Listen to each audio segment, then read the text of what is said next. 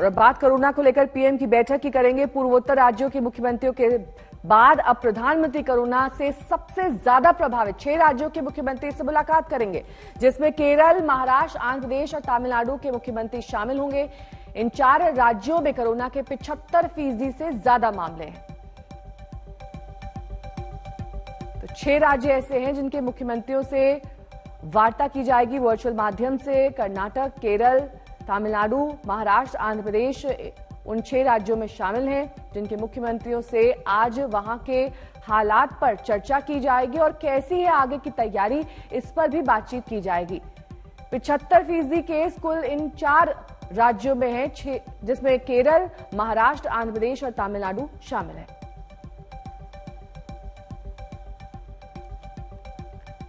तो कल कर्मभूमि काशी के बाद आज प्रधानमंत्री नरेंद्र मोदी अपनी जन्मभूमि गुजरात में सौगातों की झड़ी लगाने वाले हैं। शाम 4 बजे गांधीनगर में अपग्रेड हुए रेलवे स्टेशन का वर्चुअल तरीके से उद्घाटन किया जाएगा, जिसके ऊपर 318 कमरों वाला 5 स्टार होटल है और एयरपोर्ट जैसी तमाम सुविधाएं दी गई हैं। इसके अलावा अहमदाबाद साइंस सिटी में वो एक्वेटिक गैलरी, रोबोटिक गैलरी और नेचर पार्क का उद्घाटन करेंगे। वहीं अपने गृहनगर वडनगर में जिस रेलवे स्टेशन पर वो चाय बेचा करते थे, उसके नए रूप को भी आज देखा जा सकेगा।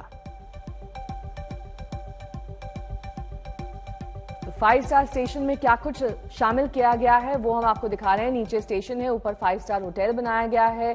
अत्याधुनिक सुविधाओं से लैस है ये लग्जरी होटल में 318 कमरे की सुविधा है, यानी कि बड़े पैमाने पर इसमें लोग रुक सकते हैं। स्टेशन के अंदर से होटल का रास्ता जाता है।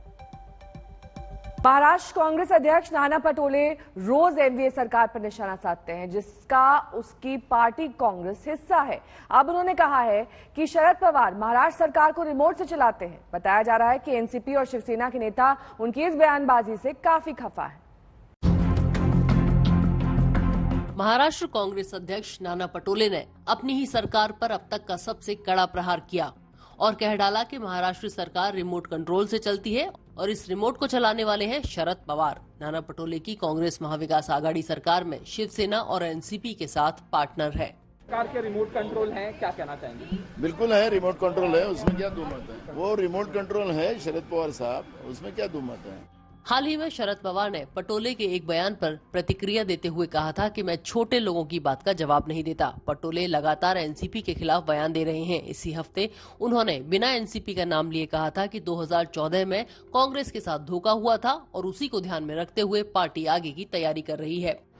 वो क्या बोल रहे उनका प्रश्न है, उसके बारे में रिएक्शन देने की आवश्यकता मुझे महसूस नहीं हो रही। लेकिन सर वो रिमोट कंट्रोल बता रहे शरद पवार जी जो महाराष्ट्र सरकार के रिमोट कंट्रोल है, उनके बयान को किस तरह देंगे, क्योंकि बार-बार वो सारे बयान दे रहे हैं। ठीक है, किसी को क्या कहना है वो उनका प्रश्न है, मैं इसके ऊपर कुछ बयानबाजी नहीं करूंगा।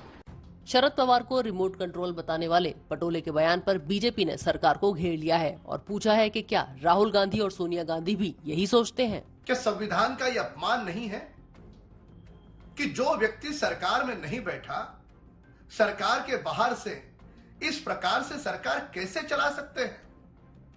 और साथ साथ में कांग्रेस ने यह भी प्रयास किया कि महाराष्ट्र के राजगद्दी पर मुख्यमंत्री पद पर जो शिवसेना के मुखिया उद्धव ठाकरे जी बैठे हैं, वे केवल और केवल नाम मात्र के मुख्यमंत्री है, उनके पास किसी भी प्रकार के अधिकार नहीं है।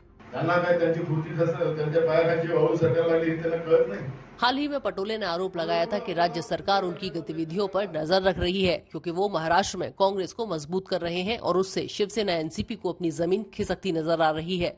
हालांकि बाद में वो अपने बयान से पलट गए थे और कहा कि वो केंद्र सरकार पर आरोप लगा रहे थे।